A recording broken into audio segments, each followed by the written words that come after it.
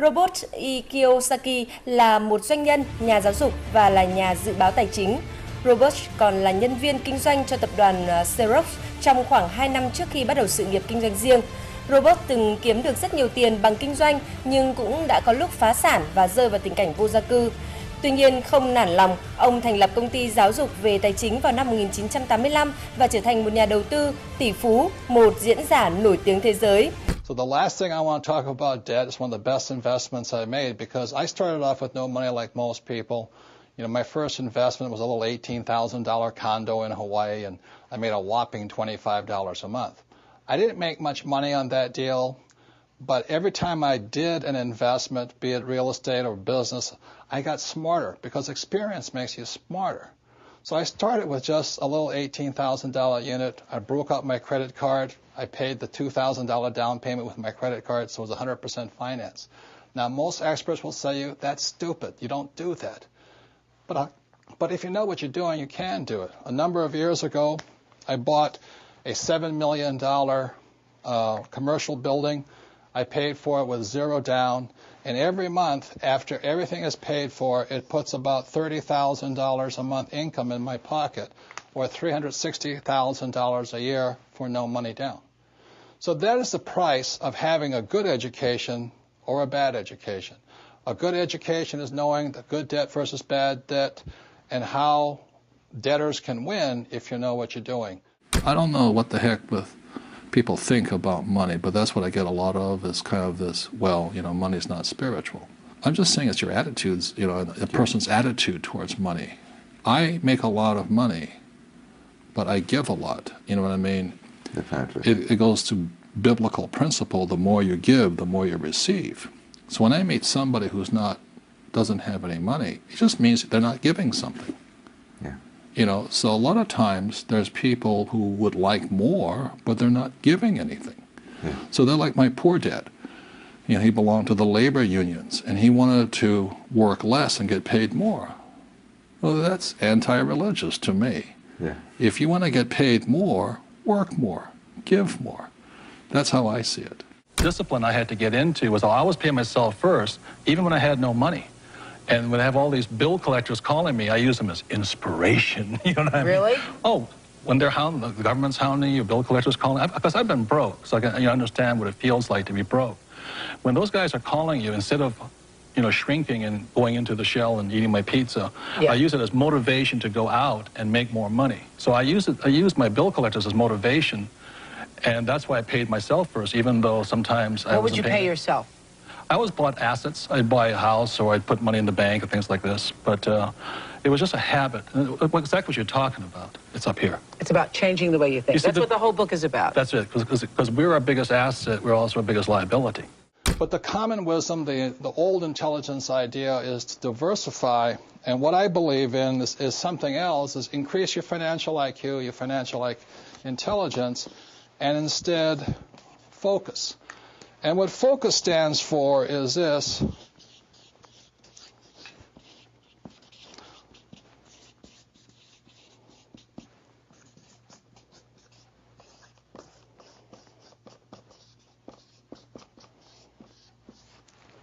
Focus is follow one course till you're successful. And so that's what I did in 1973. I signed up for my first real estate investment course. And I just did it and did it and did it. You know, I bought this one little $18,000 place.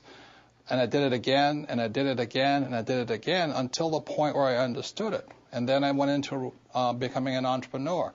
And I did it, and I did it, and did it. And I'm still learning. And I'm still learning about real estate.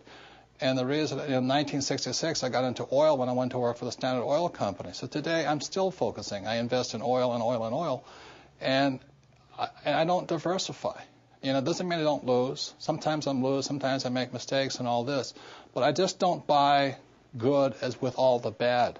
If you're going to be successful as an investor, you know, diversification is good for the average investor. If that's what you want to be, have a good life. But what I'd rather do is be able to know the good ones from the bad ones, the good investments from the bad investments, the good advisors from the bad advisors, and what's good for me and what's not good for you. Because what I do is not necessarily what's going to work for you, and vice versa here. So that's why I really think instead of diversification or diversifying, the new rules of money say follow one course until you're successful and then keep doing it. Because once you find that way of being successful, you can do it again and again and again. The thing is, you see, when people, economies go up, economies go down, we might go into a depression worldwide. Like I said, France is in very big trouble. Germany's okay. England's in big trouble. China's in trouble. So if we go that, we go to a worldwide depression, and it might take 10 years, to come out of it. But during these times, this is the best time. I have made more money in the last 3 years than ever before in my life. I bought five golf courses last year out of bankruptcy. That's impressive. Yeah. Well, the bank. Courses. Yeah, Donald bought 10. They're giving them away. No one told me. Yeah, but you have to know how to operate them. You have to be an entrepreneur. Yeah. So the banks just call you up and they say that there was 5 golf courses and 1 hotel. In the States? In Arizona, yeah, golf mecca, Yeah. And this Japanese company had it, and they asked me if I wanted to buy it about 5 years ago for $260 million. And I said, doesn't make sense. It doesn't make sense at $260 million. So they told me I didn't know what I was doing. They said, okay, buy. And then 1 year ago, this summer, the Citibank called up and says, you want those golf courses? And they gave me the money to buy them. And just to reiterate, was in approximately 1975, I came out with this product, and we were extremely successful. But we kept running out of money. The more successful we got, the more we ran out of money. So that's when I went to my rich dad and I tried to borrow $100,000, and he chewed me out. He says, why would I invest in a dumb product when you have a bad business? And so that's when he began teaching me the next level of my entrepreneurial education. It's not about the product, it's about how to design a business that doesn't need me to keep raising the capital. In other words, how do you design a business that keeps raising money automatically? And today, the Rich Dad Company is cash rich. Cash keeps pouring in because the ability to raise money constantly was designed into the business. And once again, this is the diagram. This is the BI triangle. These are the 8 pieces that make up a business. When a business is hurting, oftentimes it's because one of these 8 pieces is missing. For example, many times people say, I have a great product, but their legal is really bad, or their communication systems are bad, or their audit, their internal order processing is bad, or the manufacturing is bad, or the marketing is bad, or they have bad cash flow management. Another part of your financial IQ is to know there's 3 types of income. So if you're going to say work hard, most people are working hard for earned income, and that's what these guys are working for. The trouble with earned income in America, your tax rate's approximately 50%. Whereas Warren Buffett says it's a shame that his secretary pays a higher percentage in taxes than he did, although he makes billions of dollars. So when you say to a child, go to school and get a safe, secure job, you tell them to work for earned income, the worst type of income. The second type of income is portfolio income. And today, as I speak, and they're trying to change this, it's about 20%. And portfolio income is generally known as capital gains. So if I buy a stock for $10 and I sell it for $50, the $40 gain is taxed at 20%. Or if I buy a house for $100,000 and I sell it for $200,000, that's a capital gains type event. So you pay a lot of tax for that. And the third type of income, which is the best type of income, excuse me, I can't spell again, is passive income. And this is income that just comes in on a regular basis. One of the reasons I am wealthy and was able to retire at a young age is because I worked hard for passive income, not earned income. I don't flip real estate generally, not portfolio income. I don't flip stocks. I want passive income. So today, the new rules of money, it's important to understand what are you going to school to become, ES, entrepreneur or investor, and what kind of income you're working hard for, earned, portfolio, or passive. And if you know what you're doing, you can pay 0% taxes legally. And this can be done all over the world. People say, we can't do it in my country. Well, these people can't do it in any country, but in most parts of the world, governments need these people, so they're always giving tax incentives for investors and business owners who are for passive income. So those are some of the new rules of money. You've really got to know what you're working hard at and what kind of work are you performing, what kind of income are you working hard for. Well, most successful entrepreneurs have gone bust, right? Yeah.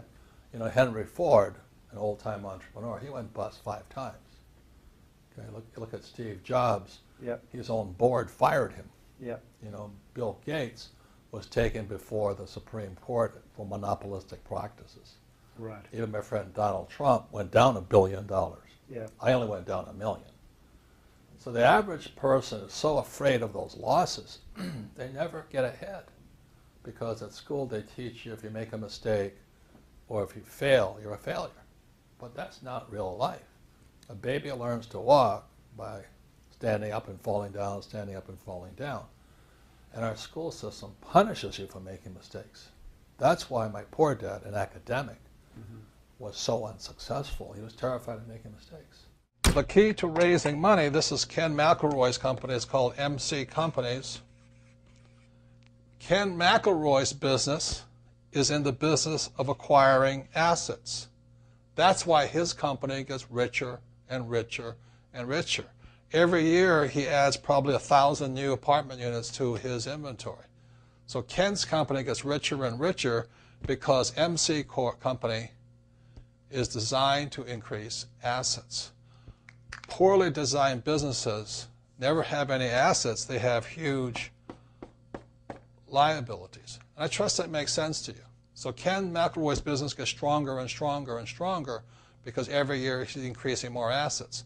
The Rich Dad company gets stronger and stronger and stronger because every year we add more assets. This year we're adding franchising to our mix.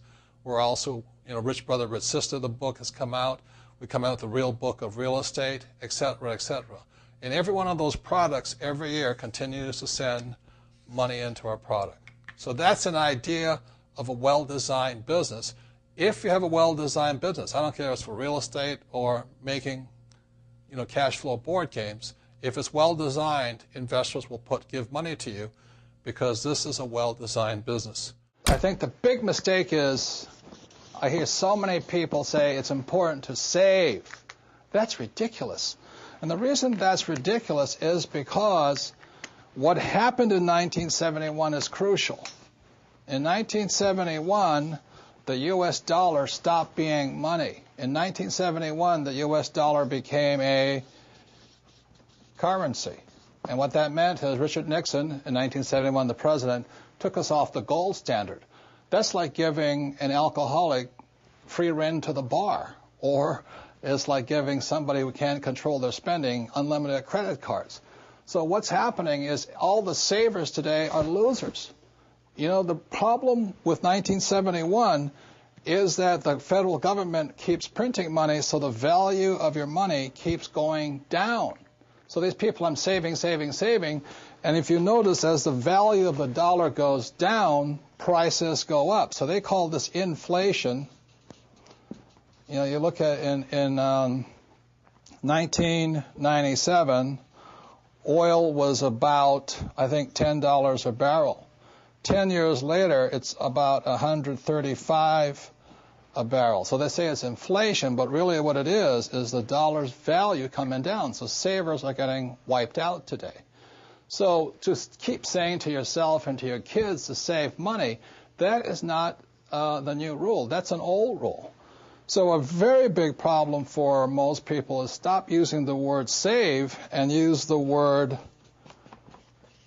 hedge. You've got to hedge your money, hedge against losses. Like when I buy a stock, I put a hedge in. I put a stop loss or a put inside of it or a call, whatever I'm doing. I want to stop it. So today, I don't save money. I'm hedging. So in 1997, I started investing in oil, gold, and silver. So as the dollar dropped, oil, gold, and silver went up. So I'm not betting so much on oil, gold, and silver.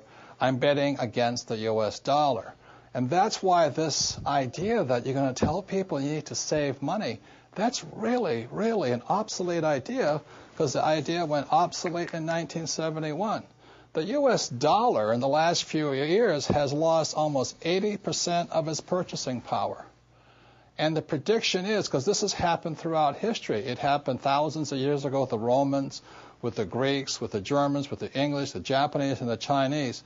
Every time they've made money into a currency, something you could print at unlimited, every time that has happened, the currency has gone to its true value, which is zero. So I am afraid as this economic volatility continues, the savers who were operating by the old rules of money are just going to get wiped out because the purchasing power of their dollar is going to go down. So even if the bank's paying you 5 to 10% interest, you can't keep up with the banks printing money. So that's the old rule of money, is saving money, and the new rule is hedge. You've got to be able to see what's coming up as something else is coming down.